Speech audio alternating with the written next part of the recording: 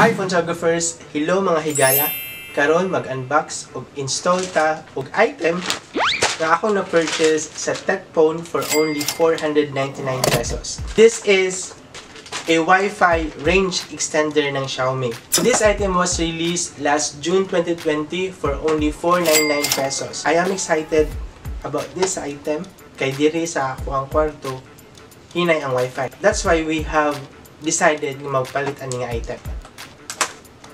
So, ang sulod sa karton kay duha siya kabuok na papel and the item itself. If you notice, nasa plug. So, kani nga item is kailangan siya nakasak-stack kung imuhang gamiton. So, dili siya mo gana kung wala siya power source. Let's open this. Next, kay color black siya. Once ma-open siya, nasa siya antenna. Duha ka buo. So, antenna duha ka buo, isa ka plug, sa kanan ang kulang. So, again, we have decided to purchase this one kaya ang Wi-Fi diri sa kwarto nga in the future mahimong working station namo is hinay siya. So, ang mga unit diri is naka-LAN and then other devices naka-Wi-Fi. Sometimes, intermittent ang connection sa Wi-Fi maong kailangan namo ni siya. This is a Wi-Fi range extender. So, gina-extend niya ang coverage sa imong Wi-Fi. So, before we install this one, ato ang i-check ang Wi-Fi speed dili sa kwarto. Speed test.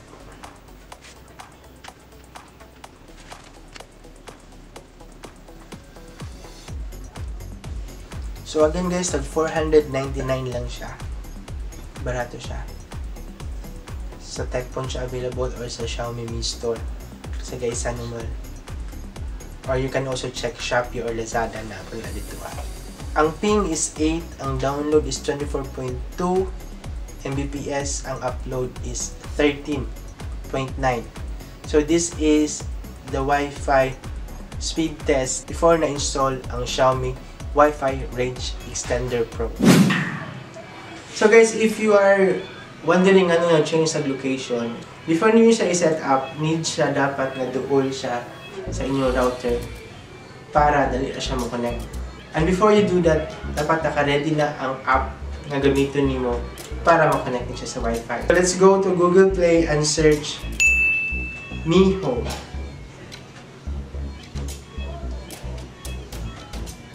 Okay. Installing. So while installing, ato siyang isaksak. So naka-orange siya kaya wala pa siyang naka-connect. Let's go to the app, to Mi Home.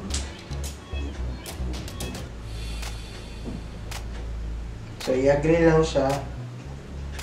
Agree. Ang ginaingon nila, kung mag-set daw ka sa country and region, dapat Chinese mainland. Ano nakaset? Dapat daw. Enter homepage. New home wants to obtain the following permission. Select all, next. Allow. Sign in. Okay, we need to create an account. I-open na to balik ang app. So once na mo diri sa homepage, i-click niyo ang plus sign diri sa app. Turn on Bluetooth device. And then Bluetooth is connected. Pag abot ani, makita nimo ning mga products sa mga Xiaomi daghang sa feature products, di ba? So pangitaon ato lang ta sa router and gadgets. So we have here the Mi Wi-Fi Range Exporter. I-click lang na siya.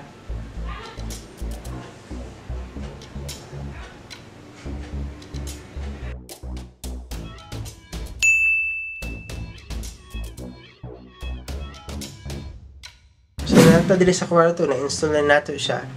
So see, ang iyang light is color blue na.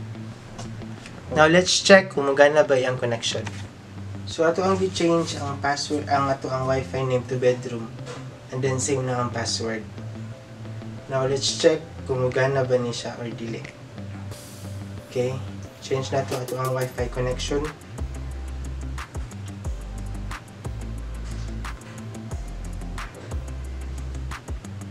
Okay na ang bedroom. Oh, nandito siya signal. Okay, connecting. Connected. Let's try to hindi ba ang connection dito sa bedroom. Let's go to our speed test.